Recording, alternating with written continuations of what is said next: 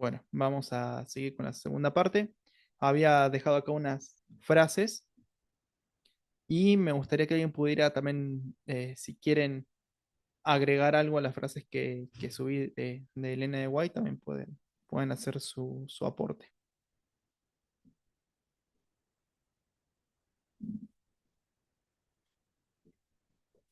Por ejemplo, ¿cómo nos enseñan estos, qué nos enseñan estos versículos acerca de la hermenéutica?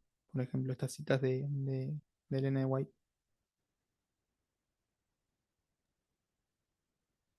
Yo recuerdo algo que leí hace poquito, que no es leer nada más así. Ujú. Pero yo antes lo hacía como que leer rápido, no tratar de avanzar a acabar los libros, acabar los capítulos. Sí, me metí ahí a checar una que otra palabra que no entendía, pero no profundizaba. Entonces, creo que fue en esta semana. Leí que se trata de profundizar, o sea, meditar, pensar en lo que estás leyendo. Ujú. Está bueno eso. Pensar, buscarle, no sé, ¿verdad? Buscarle ahí referencias, así. Sí, material para hacer un análisis de la Biblia hay de sobra.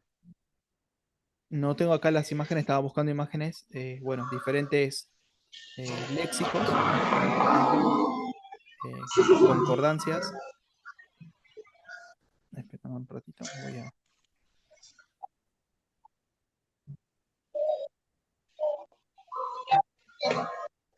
Yo tengo la concordancia Strong, casi no la uso. La Sí la debería de concordancia usar Strong más. para mí es la mejor. Yo me manejé mucho tiempo con esa cuando hacía las de exégesis, No está porque buenísima. Y sí, yo, está pues, buenísima. Igual, los versículos que me sé de memoria son en Reina Valera 1960. Y sí, yo sé que como que está medio rarita esa versión, pero pues es la concordancia que tengo, entonces me tengo que grabar pues esa versión. No me queda de otra, ¿no? sí, sí, Pues es no pasa entendible. nada, ya con los sinónimos, pues ya. Y con el Espíritu Santo, ¿qué más queremos, no? No, pues con el Espíritu de profecía también te da un montón de entendimiento. O también un recurso bastante útil es, bueno, yo tenía un programa que se llama ValueWorks, no lo tengo ahora porque lo perdí, me formatearon la compu.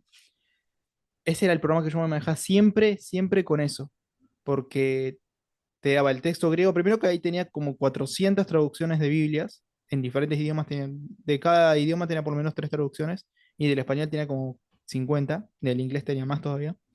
Bueno, cuestión que ahí vos ponías la palabra en griego que querés analizar y te ponía la raíz de la palabra, todos los versículos donde se usa esa palabra y las diferentes variantes que tiene. Entonces uno puede hacer un análisis para decir, bueno, esta palabra se usa en el Nuevo Testamento, por ejemplo, tantas veces y todas esas veces se refiere a tal cosa. Está muy interesante porque te hacía esos análisis para que vos entiendas mejor qué sentido tenía esa palabra griega que usaba el autor, ¿viste? Eso estaba muy interesante. Pero bueno, ya no lo tengo. Ahora le pido a un amigo si me lo puede pasar. 20 gigas pesa la aplicación esa, así que me dijo que me va a No, hacer está ahí. gigante, Sí, está muy grande. tengo como, igual tengo casi esa cantidad de material teológico. No, obviamente no leí todo, porque es un montón. Pero bueno, me manejo con lo que puedo, con lo que tengo a mi alcance ahora. Bueno, Yo, vamos a ir un yo poco el a otro lo día que me es. metí con unos cristianos y me pasaron una página web. Los cristianos ahí sabe que estaban hablando y me metí en el TikTok, hacen sus lives. Mm, Este, y una página, se las comparten en el grupo. Entonces dale. metes a la página, le pones y te aparece así del griego, ¿sabe qué tanto? No lo he usado muy bien. Y se Sí, las comparto. hay que saber manejar igual un poco el griego ahí. Ahora vamos a ver un poco lo que es la exégesis. Bueno, Lo, lo mismo que les pregunté con hermenéutica, les voy a preguntar también con exégesis. La palabra exégesis, ¿está en la Biblia? Con hermenéutica solo Pues me que yo responden. recuerde, no, no sé. Ok, No sé bueno. si haya un sinónimo que yo recuerde, pues no. Sí, Versículo tras obviamente, versículo, línea tras línea. la Un poquito palabra aquí, un tal poquito cual allá. es muy difícil que aparezca, exegesai. Obviamente no va a aparecer tal cual la palabra exégesis, pero bueno, Alonso dice que sí. Vamos a ver eso ahora. El significado es guiar o explicar. Hay una palabra más, no la agrega acá, pero estaría bueno que lo tengamos en mente, la palabra eisegesis, que también es importante conocerla. Exégesis significa guiar o explicar. Más bien dejar que el texto te lleve a donde el texto quiere llevarte. Eisegesis es todo lo contrario, es que vos agarres al texto y lo lleves a donde no pertenece. Son la, solamente le cambia dos letras y ya el significado es todo lo opuesto, ¿viste? Entonces, está interesante. Por eso la importancia de hacer una exégesis y no una eisegesis. A ver, esperen ahí que tengo algún temita del grupo.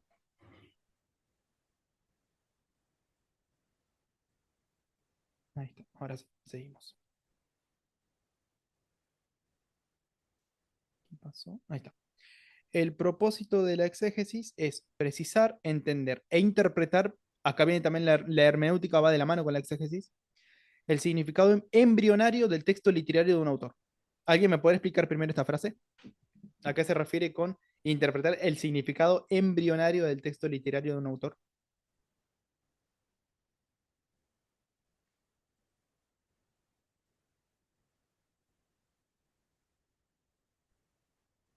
O pueden escribirlo también en el chat, o pueden levantar la mano también, no hay problema. Lo que quieran más o menos explicar un poco que entienden por esa frase.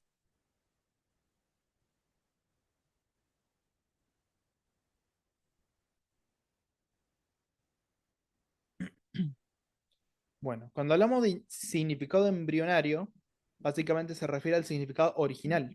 ¿M? Por eso es de la palabra embrionario. ¿Cuál fue el significado que el autor quería darle al texto que escribió? De esa forma, nosotros usando la exégesis podemos evitar hacer una eisegesis, ¿m? Conociendo bien qué es lo que quería decirnos el autor. El predicador hará decir al escritor bíblico lo que el autor dijo realmente. Y esto es importante. Decir lo que el autor dijo realmente, no decir lo que le parece al predicador. Se habla mucho esto de decir, bueno, voy a dejar que el Espíritu Santo me guíe y yo voy a leer y bueno, lo que me venga en la cabeza va a ser lo que voy a interpretar el texto. En varias iglesias hace esto. O viene el predicador, pasa y dice, no, yo no tengo ningún tema para dar, agarra la Biblia, la abre y bueno, donde salga la Biblia va a ser lo que va a hablar, ¿viste? Yo fui a varias iglesias evangélicas en donde se hacía esto. Bueno, a ver, vamos para el siguiente. Bueno, acá vamos a usar la palabra exégesis, haciendo referencia nuevamente a Jesús, ¿no? Ay, no puse la referencia. Bueno, era Juan 1:18. Igual todavía me acuerdo de la referencia. Juan 1:18 dice, a Dios nadie lo vio jamás. El unigénito Hijo que está en el seno del Padre, él le ha dado a conocer. Acá la palabra exégesis, la, la variante que se usa es exegesato, se usa para palabra conocer, por eso la subrayé ahí, ¿no? Entonces, acá la Biblia nos habla de Jesús como el exégeta de Dios. ¿M? Siempre se tiene esta distinción de que el Dios del Nuevo Testamento es diferente al del Antiguo, que el Dios del Antiguo es un Dios genocida, que dice, bueno, portate bien o la vas a pasar mal, o bueno, vieron todo eso que ven, ¿no? Que Dios siempre mandaba fuego a las ciudades que no lo obedecían o que castigaba de forma severa a quienes no lo obedecían. Y después viene Jesús, que es una figura completamente opuesta al Dios que nos presentaron en el Antiguo Testamento, ¿no? Bueno, eh, acá dice que Jesús vino a dar a conocer quién es el Padre. Y acá se usa la palabra exégesis para referirse a Jesús como el que da a conocer, el que nos lleva, ¿no? A conocer a Dios como Dios es realmente, porque sabemos que Jesús reflejaba el carácter del Padre. Y esto es interesante, ¿no? Por eso yo le puse el título Jesús, el exégeta de Dios. ¿Alguien que tenga algo para agregar acerca de esto? ¿Se va entendiendo?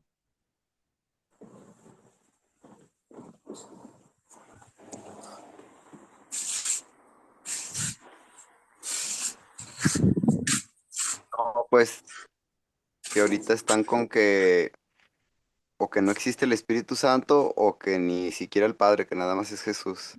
Ujú. Entonces, pues queda muy claro, ¿no? O sea, con eso Sí, que dices que siempre lo exaltó. exactamente. Y igual al Espíritu Santo es al que envía, ¿no? Y además, pues Jesús es el abogado, está en el santuario, el Espíritu está acá con nosotros y el Padre es el que le presenta el juicio. O sea, de que son tres, pues son bueno para mí, ¿no? Sí, son tres, pero bueno, es Exactamente. el exégeta de Dios. Y también, ahora vamos a ir un poquito más a lo que es el análisis de los textos, ¿no? Que eso nos mostró realmente cómo es Dios. Por eso lo mencioné como el exégeta de Dios. Ahora, cuando uno hace un análisis de la Biblia, acá quiero que participemos todos, eh, ¿es importante el conocimiento? ¿Es importante básicamente tratar de buscar una conexión con el Espíritu Santo al momento de estudiar?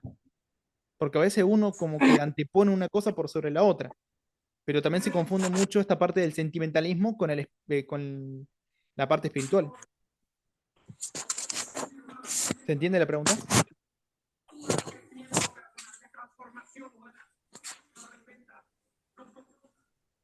Me gustaría leer un versículo. Pues, yo estaba meditando el otro día en eso, está tremendo ese tema, ¿eh? Porque ahí también está la cuestión de la tentación o cómo está eso de si es el ángel malo que te habla al oído y el ángel bueno. Esa analogía Pero es yo recuerdo buenísima. un pastor que me decía o sea, Satanás no puede leer tu pensamiento, pero el Espíritu Santo sí. Esa es la diferencia. Entonces, Claro. por ahí hay algo tremendo, ¿eh? Satanás puede manipular tu pensamiento. Sí, pues uno, o sea, uno, ese es el problema, uno. Entonces, por ahí algo está tremendo. Es eso, ¿no? Que si entendemos bien esa cuestión, no engañarnos a nosotros mismos, ¿no? Que es la ceguera, ¿no? Y la Sí, blasfemia aparte contra el la Espíritu Biblia es Santo. bastante clara, ¿no? El corazón es engañoso. ¿Viste? Y a uno por tener ese sentimiento puede llevar a pensar, a decir cosas que incluso se contradicen. Me gustaría leer un versículo de Romanos, Romanos 12:1. Es conocido también el versículo. Dice, por lo tanto, hermanos, os ruego por las misericordias de Dios que presentéis vuestros cuerpos como sacrificio vivo, santo, agradable a Dios, que es vuestro verdadero culto. Y acá me gustaría también hacer un pequeño análisis de la palabra griega que se usa. Bueno, en esa versión no se lo menciona bien, no es muy preciso, porque la Reina Valera 60 dice, es vuestro culto racional. En otras traducciones, como la Reina Valera del 77, ya lo cambiaron un poco, es vuestro servicio de adoración espiritual. Tengo acá una colección de más de 30 Biblias en el celular y puedo hacer comparación de traducciones. La Biblia de Jubileo, por ejemplo, también es una traducción bastante confiable. Dice, es vuestro racional culto. Bueno, las invirtió nomás las palabras. La Biblia de la Palabra, que es una traducción más contemporánea, dice, ese ha de ser vuestro auténtico culto. ¿No? Me gustaría poner un par de definiciones más, un par de traducciones más. Nakar Colunga también, que es una traducción bastante em, precisa. ¿Cuál es la cita que menciona? Romanos 12:1. ¿Qué es lo que dice al final en su traducción? A ver, me gustaría que lo escriban también. En muchas veces ponen culto racional, ¿no? Pero hay traducciones, ahora voy a ver si le encuentro en alguna de estas, tiene que estar. Porque ya había leído en otras traducciones que dice, es vuestro culto espiritual. Y ahí es cuando uno le empieza a errar un poco. Porque es como que la parte emocional la mezclan con la parte espiritual. Y es como que es más una vida cristiana basada en el sentimiento. Y nosotros sabemos, ya les mencioné hace un rato lo que decía la Biblia acerca de que el corazón es engañoso. Pablo, acá la palabra griega que usa en este versículo,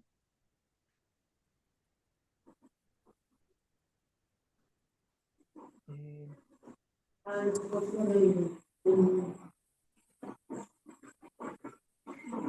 logiken. La palabra logiken viene de palabra lógica, de hecho. O sea, a ella nos está diciendo algo completamente diferente, ¿no? A lo que es lo sentimental.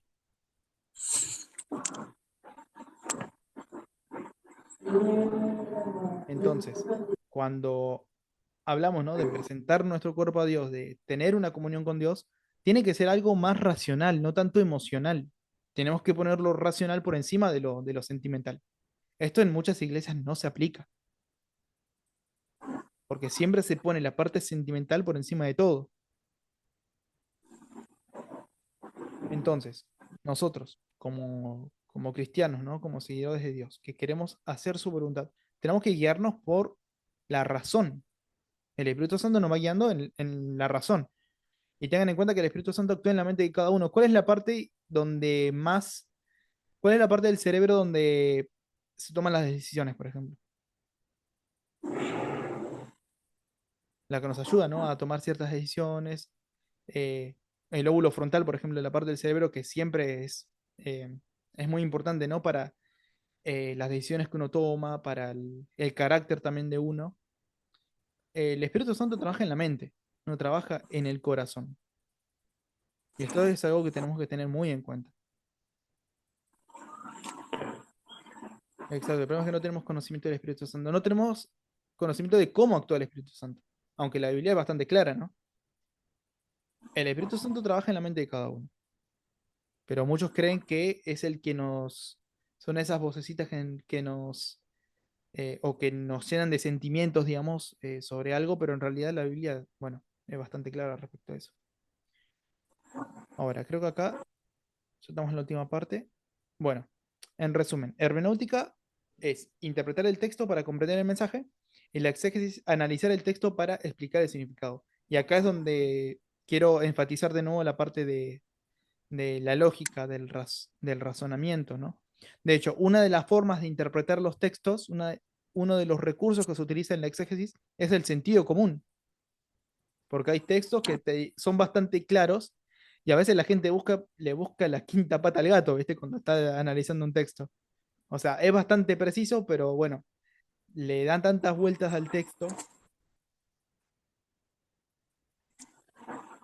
Y me gustaría ver que ustedes también den algunos ejemplos. O de cómo entender un texto también haciendo uso de algunos recursos exegéticos o hermenéuticos. Yo les mencioné una hora que es la comparación de traducciones, ¿no? Porque cuando uno compara traducciones, esto no lo tengo en el PowerPoint, lo estoy diciendo ahora. Cuando uno hace una comparación de traducciones, te puede ayudar a entender cómo varias traducciones se ponen de acuerdo a veces en el mismo punto. Y es el punto que puede tener más sentido. Porque si nos basamos en una sola traducción, a veces no nos sirve de mucho. Y ahí ya tendrías que ir directamente al texto hebreo, por ejemplo, al texto griego.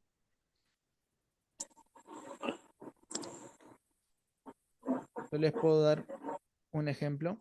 Ahí lo busco. Me gusta mucho el libro de Ruth, así que vamos a ir por el libro de Ruth.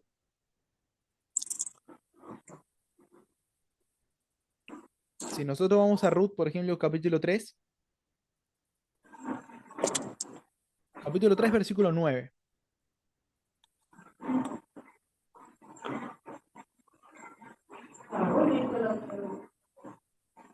También acá vemos la importancia de conocer un poco la cultura de ese tiempo, ¿no? Eso también es importante en el momento de hacer un exégesis. Igual, en la siguiente clase vamos a profundizar mucho más ese tema, porque ahí ya vamos a ver, bueno, cómo tenemos que dividir el texto. Ahí ya vamos a ir por la parte de la perícopa, vamos a elegir una perícopa, que es la porción de texto que vamos a analizar. Ya les estoy haciendo un pequeño adelanto con esta clase. Bueno, eh, a ver, Ruth, capítulo 3 versículo 9 y versículo 10.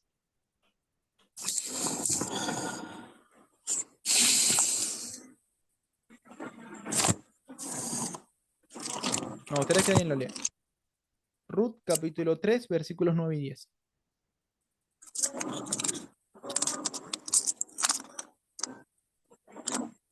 Voy a poner la referencia ahí por si alguien no escuchó.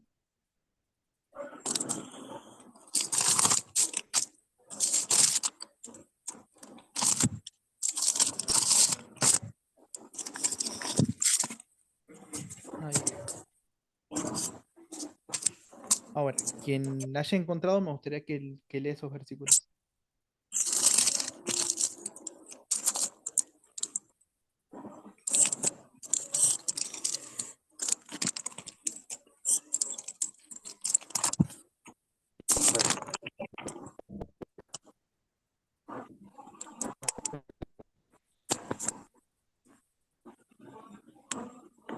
¿Alguien lo encontró? ¿Qué? Ruth, capítulo 3 versículos 9 y 10. 9 y 10. Sí. Dice, y dijo Elí a Samuel, ve y acuéstate, y si te llamare dirás, habla Jehová, porque tu siervo oye. Así Eh, se fue Samuel y se acostó en su lugar. Sergio, es el libro de Ruth. Ruth, capítulo 3 versículo 9 y 10. Ah, Había puesto, está aquí. estabas leyendo Samuel, me parece, ¿no? 3:9. 9 y 10, sí. Y díjola, ¿quién eres? Y ella respondió, soy Ruth, esclava tuya. Extiende tu manto sobre tu sierva, por cuanto eres el pariente más cercano de mi marido. A lo que le dijo vos, bendita seas del Señor, hija mía, que has sobrepujado tu primera bondad y cordura con la que manifiestas ahora, pues siendo como eres, no has ido a buscar jóvenes, ni pobres ni ricos, sino a los que la ley dispone. Está buena esa traducción, no la había leído. Versión católica. Ah, Tengo la de los testigos de Jehová. Lo entero rápido. ¿Qué? Entonces dijo él, ¿quién eres? A su vez, ella dijo, soy Ruth, tu esclava, y tienes que extender tu falda sobre tu esclava porque tú eres un recomprador. Ante esto, él dijo, bendita seas de Jehová, hija mía, has expresado tu bondad amorosa. Mejor en el último caso que en el primer caso, al no ir tras los jóvenes, fueran de condición humilde o ricos. Esta es la eh, de los testigos de está interesante, ¿no? A ver, vamos, acá tenemos que analizarlo con una lupa estos versículos. Ujú. Primero, Ruth le dice, ¿no? En el versículo 9, soy tu sierva, extiende el borde de tu manto sobre tu sierva porque eres pariente cercano. ¿Y qué es lo que le dice Ruth? ¿Qué es lo que le dice vos? En resumen, ¿no? No fuiste tras los jóvenes sean pobres o ricos. Obviamente, vos era un poco, era más viejo que Ruth. Es como que él le está diciendo, no, me estás proponiendo matrimonio. Ah, yo les pregunto, ¿Ruth lo dice de forma explícita en el versículo? O sea, lo que dice Ruth, ¿a ustedes les parece una propuesta matrimonial?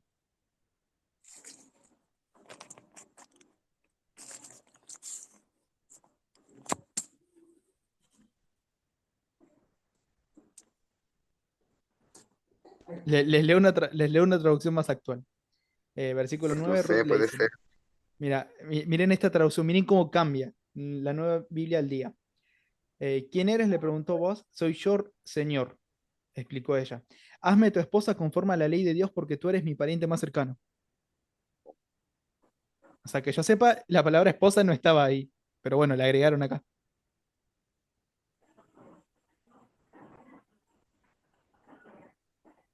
Y en la traducción en lenguaje actual es como que Ruth fue un poco más atrevida ahí, porque le dice, ¿no? Soy Ruth, su humilde servidora. Usted es familiar mío y de mi suegra, y las dos necesitamos que usted nos proteja. Quiero pedirle que se case conmigo. No, Hmm. la traducción en lenguaje actual.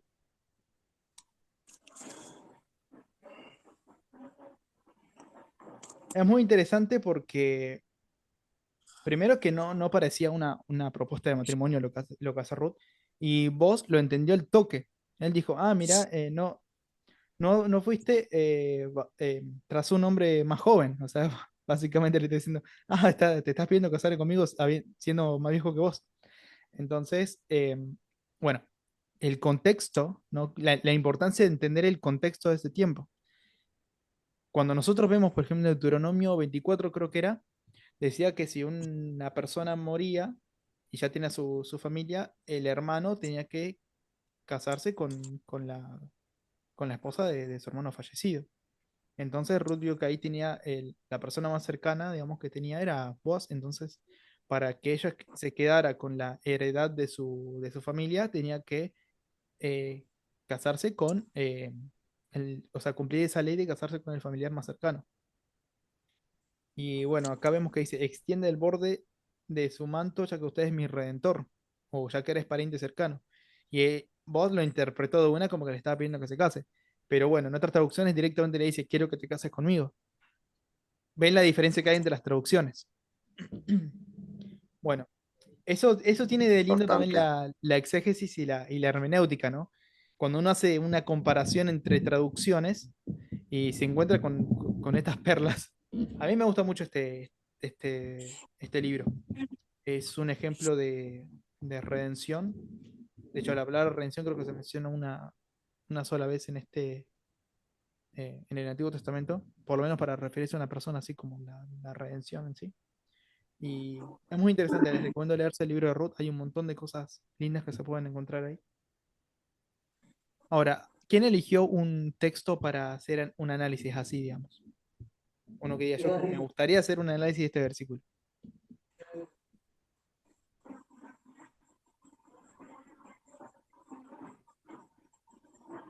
Pueden poner la referencia en el chat también.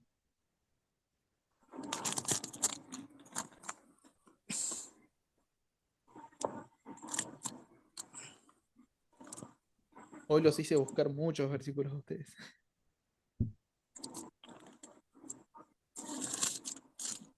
En la Biblia siempre se encuentra algo nuevo. Cuando uno lee y incluso le va a pasar cuando agarren sus sermones y le encuentren una aplicación para el sermón que están dando, para la predicación que están dando, y capaz dan el mismo tema de nuevo y encuentran otra cosa nueva para agregar o un tema nuevo para hablar de esa misma porción de texto.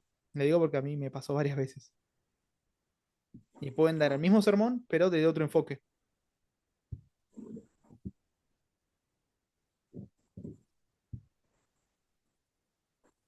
Bueno, sin más que decir entonces. Bueno, ya conocemos un poco la diferencia que hay entre hermenéutica y exégesis, cómo se complementan, la importancia que tiene una junto con la otra. ¿Qué les pareció la clase de hoy? Creo que ahí terminaba. Sí. Juan 15:4. A ver, vamos a leer este versículo.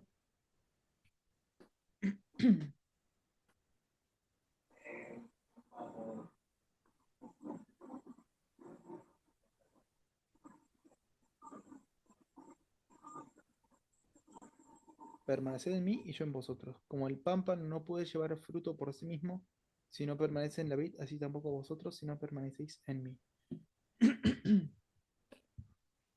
Ese versículo está bueno. Está bueno analizarlo desde el texto en su conjunto. ¿Mm? A veces no es bueno quedarnos únicamente con un solo versículo, porque puede también generar problemas. Eh, Jesús en todo ese capítulo habla, ¿no? Diciendo que yo soy la vid verdadera, ustedes son los pámpanos. Entonces está bueno hacer el análisis más completo desde ahí, ¿no? Entonces, cuando, igual, la clase que viene, vamos a ver un poco de cómo determinar una perícopa para empezar a hacer ya el análisis del texto. Entiendo que ustedes no hicieron la licenciatura en teología, no estudiaron hebreo, no estudiaron griego. Algunos capaz que habrán repasado un poquito, pero voy a tratar de hacerlo lo más fácil para que se pueda entender bien cada punto, porque hacer una exégesis requiere también conocer de hebreo y de griego, pero también se puede hacer, no, obviamente no les voy a pedir que sean doctores en teología para hacer esto, y no es necesario tampoco. Simplemente poder analizar el texto, poder comprender qué es lo que el autor quiso decir, ver qué aplicación se les puede dar actualmente y después, cuando ya tenemos el texto, preparar ya el sermón. O si no, los que quieren ir primero con el tema del sermón es, yo quiero hablar de esto, buscamos el texto, determinamos la perícopa, la definimos y después vamos con la parte del análisis. Dentro del análisis del texto está la parte de ver el propósito del libro, la paternidad literaria del libro, qué es lo que nos quiere decir el autor, cómo están divididos los párrafos, porque por ejemplo, cómo lo dividían los judíos en ese tiempo no es lo mismo como están divididos hoy en día. Se los digo porque en Génesis también hay todo un tema ahí, entre Génesis 1 y 2 por ejemplo, porque los judíos lo arrancaban desde unos versículos antes, creo, si mal no me acuerdo, y nosotros Capítulo 2 para nosotros es el capítulo 2, ¿no? Bueno, para los judíos, por ejemplo, no es el capítulo 2. Entonces, hay que ver también cómo es que se lo divide, ¿no? Y cómo se lo divide actualmente.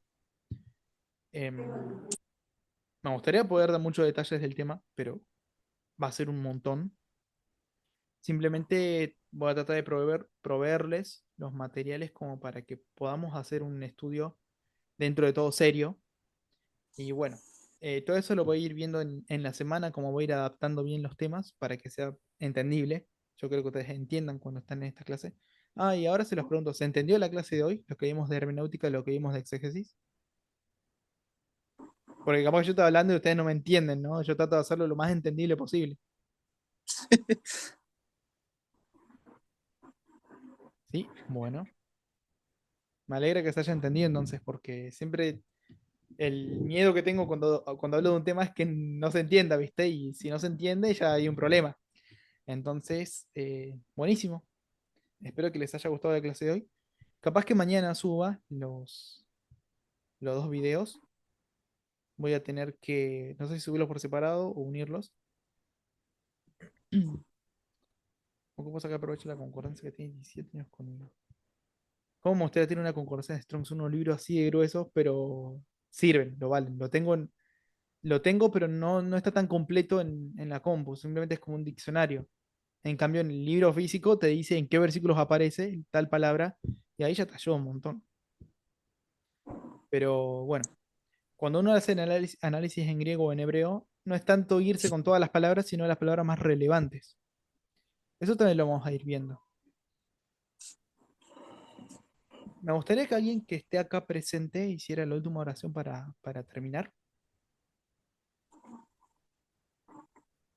Alguien que quiera hacer la oración final para ya dejarlos libres.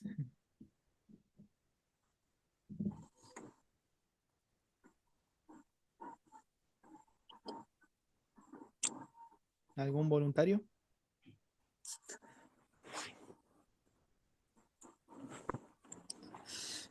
Voluntario.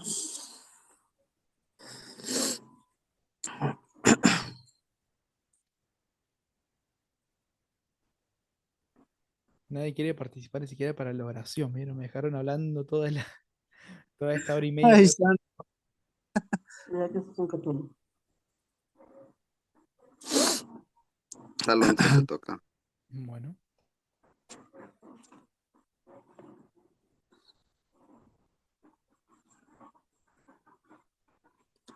bueno, si no hay nadie, voy a hacer yo la oración, pero voy a tener que silenciar a todos primero, así no hay interrupciones. Ah, bueno.